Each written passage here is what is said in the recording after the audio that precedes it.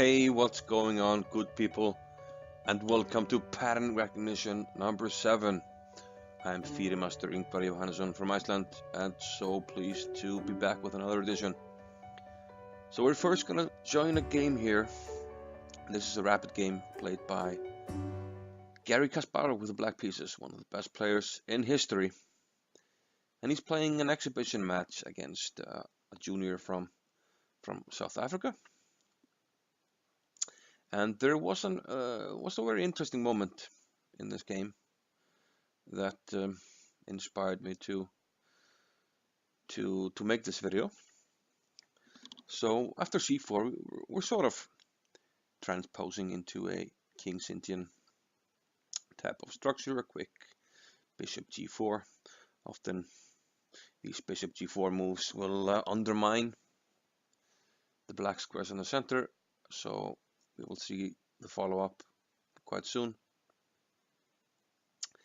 Knight c6 will he's going to castle first, and then we're quickly going to see pressure on the black squares in the center.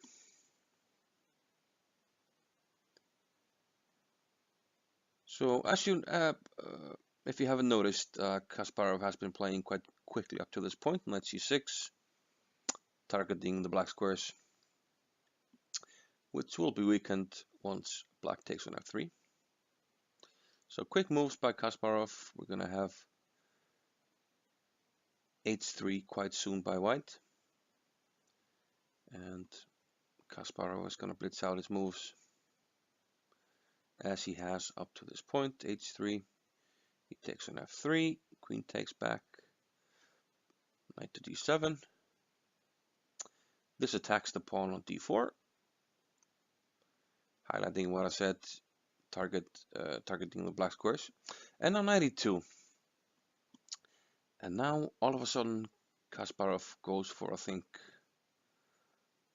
So what could he be thinking about here? I think I know, and I'm probably going to tell you, but I'll tell you a bit later in the video. So Kasparov played knight b4. We had bishop e1 and c5. Kasparov had a good position, and he went on to win. But we'll come back to the position that we had earlier in the game. So now it's time to dive into our pattern for this video. And in its essence, it's quite a simple one. It's a fork. Everybody knows a fork. Here we have a very simple fork coming up. Black will play knight e5, attacking the king and the queen. Two pieces attacked, a very simple fork. Black will regain his queen and have a winning position. Here we have added more pieces to make it more difficult, but still knight e5 will be strong. Once the knight arrives on the e5 square, it will hit the bishop on d3 and the queen on f3. Fork is in essence a double attack. And here, because of the positioning of the pieces on e4, e2 and e3, the queen actually can't defend the bishop on d3. So this fork is quite strong. Once the queen moves, we are going to take the bishop on d3 and we'll have a winning position. So far so good. Now we're going to expand a little bit further, and we're adding a pawn on d4. Now this means that at first glance our fork on e5 is no longer available because the pawn is covering this square. But in this example we actually have two knights that can go to the e5 square, and once it arrives there, one of them we're gonna hit the queen and the bishop, and like in our previous example, the bishop can't be protected. So what will happen here? White has nothing better than to take. If he moves the queen, we take on d3. So white might as well pocket the knight, which he does. But we have renewed the threat. We're going to win our piece. And the end result of all of this is that we are going to win a pawn, because white had to take on e5 with his d-pawn. So this has netted us a pawn. So now we're going to have another example. So we're actually going to have a look at the game Ljubojevic against Timman, which is one of the earliest examples of this fork, and therefore we're going to call it the Timman fork. So Timman had black here, it's a perk defense, and we'll see that this pattern very often crops up in the opening. We have queen a5 here, and actually this is an interesting moment, might be the subject of another video. Black has some ideas here with knight takes e4 because of the pin, and activating the bishop on g7. So white protects e4, but that gives black time to recapture the pawn on c5. White wants to castle, so he brings the queen out to play bishop e3. And after some normal moves, we arrive at a rather similar position. Knight c6, knight back to e2.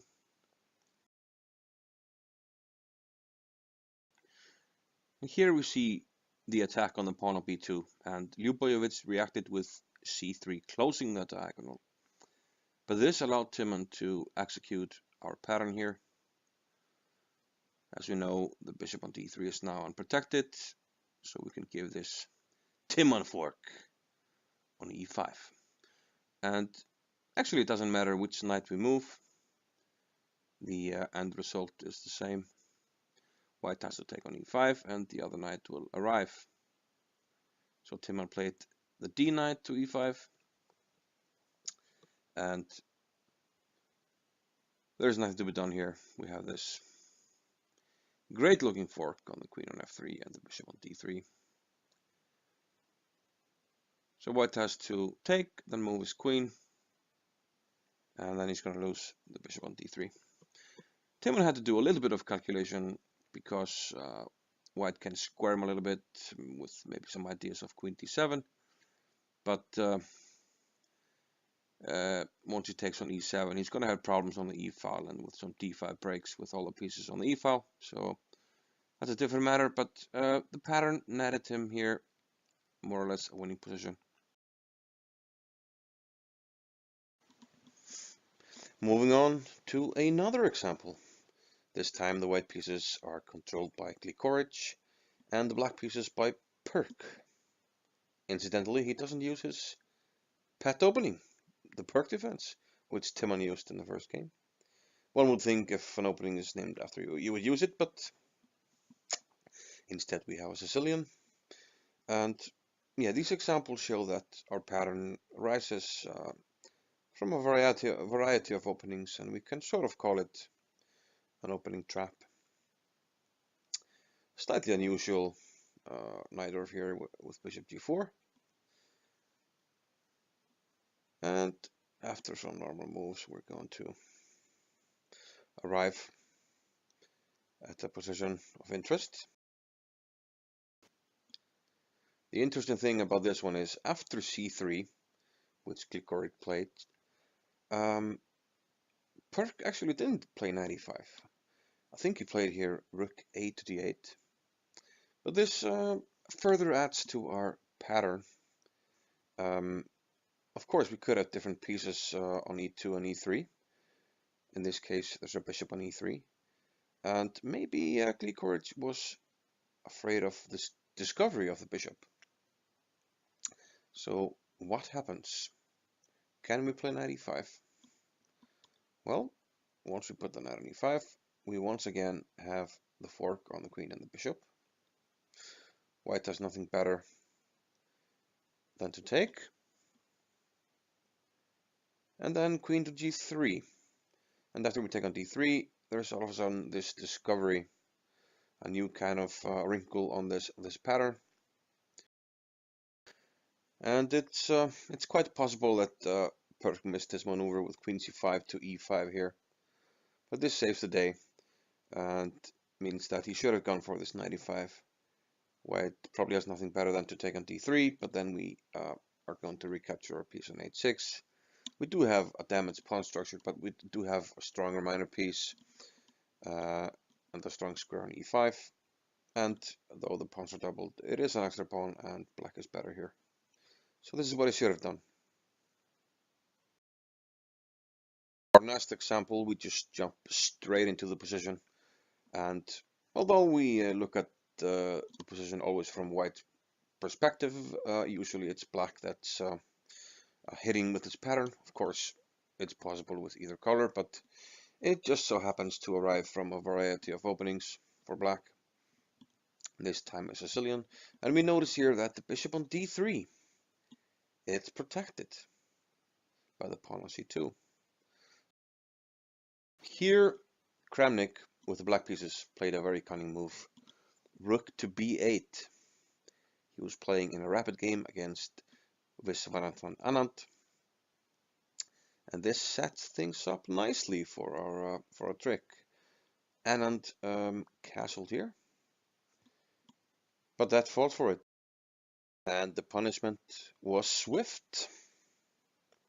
Black to play here. Of course he played, we all know it. He put a knight on e5. But again, this is slightly different. Let's see what happened after takes. Queen moves. Now we see the point. After black takes on d3, now the knight on b3 is unprotected, and that was the point of rook b8. Utilizing the knowledge of the pattern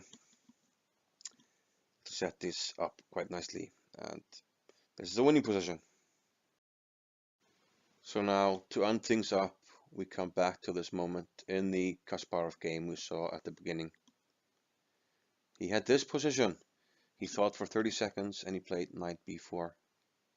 Now why didn't he play knight to e5? We now know that this is quite possible and is actually a winning continuation. I think Kasparov actually saw this move, knight to e5, and he knew about it. Black gets a completely winning position. The queen must move. Knight takes d3 is with check, and white will even lose further material on b2. But I think that Kasparov was well aware of the situation. He was playing an exhibition match against a 16-year-old junior, and I think he didn't want to inflict a short embarrassing win on his opponent. So he took the 30 seconds here to sort of bring himself to play an inferior continuation, although he still had a better position and won the game. But yeah, an instructive pattern, 95 here, wins the game. And I hope you enjoyed this. See you later, guys. Bye bye.